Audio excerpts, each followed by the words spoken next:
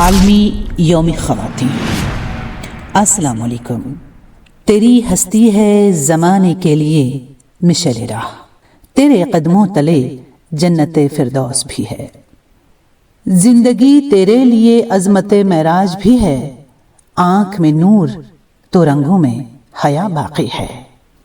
اللہ تعالیٰ نے دنیا کے ہر جاندار کو جوڑوں میں پیدا کیا، ان میں سے ایک نر اور دوسرا مادہ کہلاتا ہے۔ جنس کے اعتبار سے یہ امتیاز قدرت کے نظام کو برقرار رکھنے کے لیے بہت ضروری ہے۔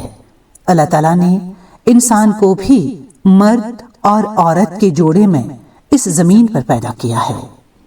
بنی نوع انسان کی افزائش نسل کے لیے مرد و زن دونوں نہایت ہی اہم ہیں، مگر انسانی سماج کے عروج کے ساتھ ساتھ ہی کچھ ایسے حالات نمودار ہوئے کہ مرد و زن کی تفریق ایک سماجی مسئلہ بن گئی۔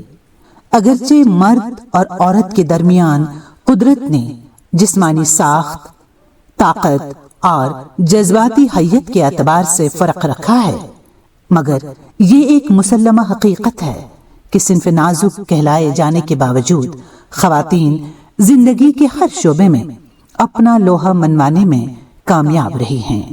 میڈم میری کیوری جیسی عظیم سائنسدان ہو، یا فلورنس نائٹنگیل جیسی عظیم نرس، یا پھر مدر ٹیریسا جیسی بیلوس شخصیت، خواتین کی عظمت کو عالمی انسانیت نے ہمیشہ سلام پیش کیا ہے۔ عورت کو قدرت نے کچھ بیش بہا اور مخصوص صفات سے مزین کر کے تخلیق کیا ہے۔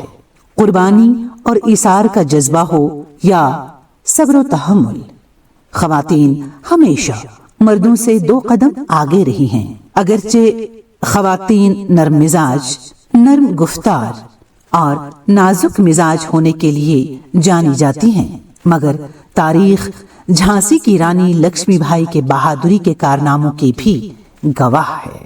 عورت چاہے ماں ہو، بیٹی ہو، بہن ہو یا بیوی ہو، یا پھر کسی اور رشتے اور کردار میں ہو، عورت ہمیشہ صبر و شکر کی مورت اور انسانیت کی علم بردار رہی ہے۔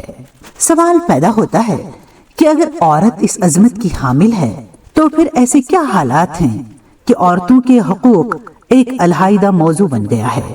وہ کیا حالات تھے جنہوں نے ہر سال 8 مارچ کو عالمی یوم خواتین منائے جانے کی بنیاد ڈالی؟ مانا جاتا ہے کہ پہلی بار یوم خواتین سال 1909 میں نیو یارک سٹی میں 28 فروری کو منایا گیا۔ اس کا اہتمام سوشلسٹ پارٹی آف امریکہ نے کیا تھا۔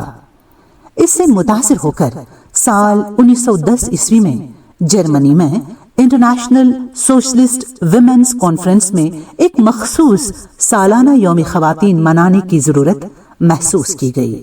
سال 1977 عیسوی میں اقوام متحدہ نے 8 مارچ کو عالمی یوم خواتین کے طور پر تسلیم کیا۔